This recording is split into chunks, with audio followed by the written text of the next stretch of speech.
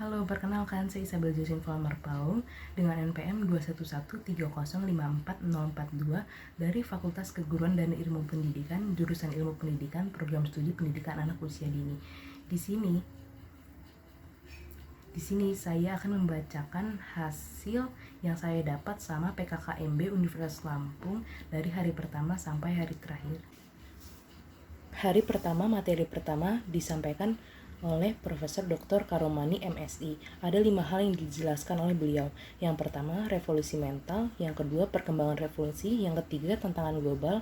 Yang keempat, tantangan nasional. Dan yang kelima, skill yang dibutuhkan. Materi kedua yaitu mengenai bela negara. Ada 3 hal yang harus dibela: kedaulatan negara, keutuhan negara, dan keselamatan negara. Ada juga 5 implementasi dasar negara, yaitu yang pertama cinta tanah air, yang kedua sadar berbangsa dan bernegara, yang ketiga setia pada Pancasila, yang keempat rela berkorban bagi bangsa dan negara, yang kelima memiliki kemampuan awal bela negara. Materi yang ketiga adalah bahaya intoleransi, radikalisme, dan terorisme. Ada upaya yang dapat dicegah agar tidak terjadi. Yang pertama, membangun daya cegah dan tanggal masyarakat. Yang kedua, menyelenggarakan literasi dan edukasi dunia maya, diseminari, dan narasi. Yang ketiga, penguatan nilai-nilai kebangsaan. Yang keempat, penegakan hukum secara tegas, objektif, dan berstruktur. Yang kelima, deradikalisasi dan reedukasi. Materi terakhir pada hari pertama yaitu mengenai etika bersosial media. Ada 5 etika bersosial media.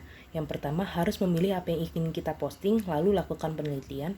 Yang kedua, kritis dan berpikir. Yang ketiga, valid sumbernya serta hargai hasil karya orang lain. Yang keempat, menggunakan gaya bahasa yang baik. Yang kelima, kejelasan sosial media. Posting sesuatu berhubungan dengan diri kita. Hari kedua materi pertama tentang pengelolaan perguruan tinggi di era kenormalan baru. Dengan cara yang pertama dibentuk Satgas Covid, yang kedua vaksinisasi, yang ketiga adanya BPJS Kesehatan, yang keempat perkuliahan secara daring. Dan menjalankan 5M, yaitu menjaga jarak, memakai masker, mencuci tangan, menjauhi kerumunan, dan membatasi mobilitas.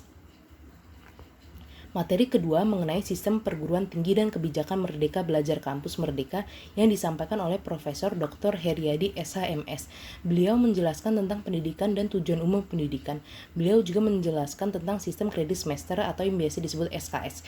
SKS diterapkan dengan tujuan agar mahasiswa dapat selesai dengan tepat waktu atau dengan waktu sesingkat-singkatnya dan sesuai dengan minat, bakat, serta kemampuan mahasiswa.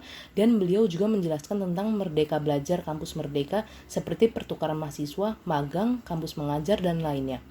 Materi ketiga adalah tentang etika dan norma kehidupan kampus. Etika adalah nilai dan norma moral yang menjadi pegangan bagi seseorang atau kelompok dalam mengatur tingkah laku. Sebagai mahasiswa, kita harus mempunyai etika dan norma yang baik. Contohnya seperti perilaku sopan, menyapa ketika bertemu kepada dosen, kakak tingkat, serta teman yang lainnya. Materi keempat pada hari kedua mengenai kerjasama internasional dalam mewujudkan World Class University. Ada beberapa strategi kerjasama UNILA, yaitu yang pertama menjadi kemitraan dengan perguruan tinggi kelas dunia, yang kedua peningkatan mutu perkuliahan dan riset, yang ketiga kolaborasi riset dan dengan peneliti top dunia dan yang lainnya. Hari ketiga yang saya dapat pertama-tama Profesor Dr. Patuan Raja MPD mengenalkan senat, guru besar fakultas, dekan, dan yang lainnya. Selanjutnya ada materi tentang sistem perkuliahan dan pembimbingan akademik. Menjelaskan tentang mahasiswa harus mempunyai tujuan dan alasan yang jelas karena kuliah adalah investasi. Mahasiswa juga harus memiliki karakteristik yang komunikatif serta dapat memanajemen waktu dengan baik. Dalam hal akademik, perkuliahan menggunakan sistem kredit semester dan dijelaskan juga tentang metode belajar kampus merdeka.